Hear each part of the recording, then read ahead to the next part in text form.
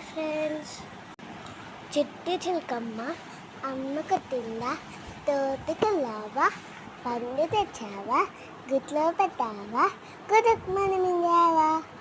నా డ్రాయింగ్ మీకు నచ్చినట్లయితే లైక్ చేయండి, షేర్ చేయండి, సబ్స్క్రైబ్ చేయండి ఫ్రెండ్స్ ప్లీజ్.